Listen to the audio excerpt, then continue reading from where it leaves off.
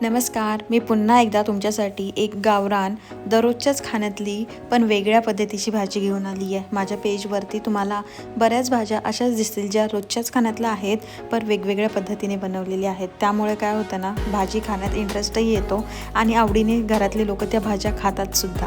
आता मटकीची भाजी काही नवीन नाही, आपलं आधीपासूनच आपण ही भाजी खातो, लहानपणापासून खातो, आपल्या घरात कित्येक वेळा बनते.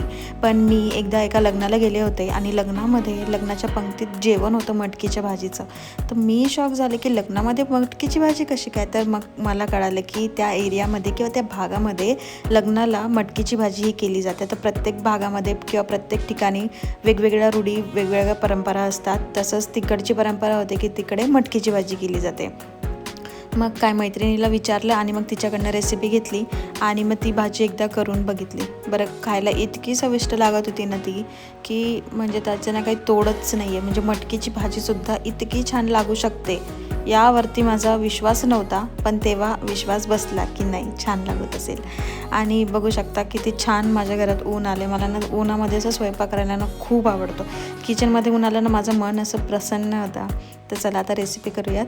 त्यासाठी ना कढईमध्ये तेल घ्यायचं व्यवस्थितच, म्हणजे भरपूर नाही पण व्यवस्थित तेल घ्यायचं आणि मग त्यामध्ये जिरे, मोहरी, कढीपत्ता याची छान फोडणी तयार करायची आणि त्यानंतर त्यामध्ये टाकायचा कांदा. आता कांदा इथे मी 2 छोटे कांदे आहेत ते कट करून घेतलेले आहेत आणि मग कांदा छान गोल्डन ब्राऊन होईपर्यंत आपल्याला त्याला परतायचं आहे.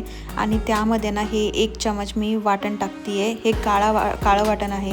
आता काळं वाटण कित्येक जणांना माहिती नसेल तर माझ्या आधीच्या रेसिपीजमध्ये मी टाकलेलं आहे. जरी नाही तरी मी तुम्हाला इथे सांगते की कांदा, खोबरं गॅसवरती भाजायचं आणि त्यानंतर मग कोथिंबीरीच्या काड्या, अद्रक, लसूण हे टाकून मिक्सरमध्ये एकदम बारीक करून घ्यायचं. झालं तुमचं काळं वाटण तयार. आता इथे काळं वाटण टाकायचं, मस्तपैकी भाजायचं तेल सुटेपर्यंत आणि नंतर मग घरातलेच रेग्युलरचे जे मसाले आहेत ते टाकायचे. हळद, लाल तिखट, मीठ, कांदा लसूण मसाला आणि इथे मी टाकला काळा मसाला आणि त्यानंतर ना या मसाल्याला मस्त तेल सुटेपर्यंत परतायचं. आणि मग जो कट केलेला टोमॅटो आहे तो यामध्ये ॲड करायचा. टोमॅटो ॲड केल्यानंतर आहे ना टोमॅटोला वाफवायचं नाही आहे आपल्याला अजिबात. ॲड केल्या लगेच आहे ना आपण त्याच्यामध्ये मटकी ॲड करणार आहोत आणि मटकी आणि टोमॅटो आपण सोबत शिजवणार आहोत. त्याने काय आहे ना, म्हणजे भाजीमध्ये असं टोमॅटो अख्खा दिसतो ना, तर ती भाजी अजून जास्त चवीला छान लागते. त्यामुळे ही पद्धत करायची आहे. आता हे मटकी, मसाला, काळं वाटण हे सगळं आहे ना छानपैकी मिक्स करून घ्यायचं आणि त्यामध्ये पाणी ॲड करायचं. बरं, पाणी तुम्ही तुमच्या पद्धतीने ॲड करा. खूप जास्त पातळ नाही व्हायला पाहिजे किंवा खूप जास्त अशी घट्ट पण नाही व्हायला पाहिजे. आणि त्यानंतर मग आवडती आपली भरपूर कोथिंबीर त्यामध्ये टाका. आणि आता इथे मीठ नव्हतं टाकलं मी, त्यामुळे मीठ मी शेवटी टाकते भाजीमध्ये.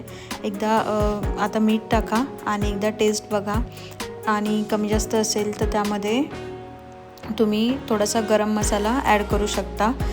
पण गरम मसाल्याशिवाय ही भाजीला ना चव मस्त लागते. आता पाणी टाकल्यानंतर, कोथिंबीर टाकल्यानंतर झाकण ठेवून भाजी छान शिजवून घ्या. आता एक वाफ काढली ना तर इथे 70-80% भाजी छान शिजवून जाते. एकदा चेक करा, मस्त मिक्स करून घ्या.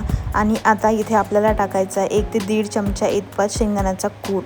ह्याने भाजीची चव 100% अजून वाढते, म्हणजे एक नंबरच भाजी होते.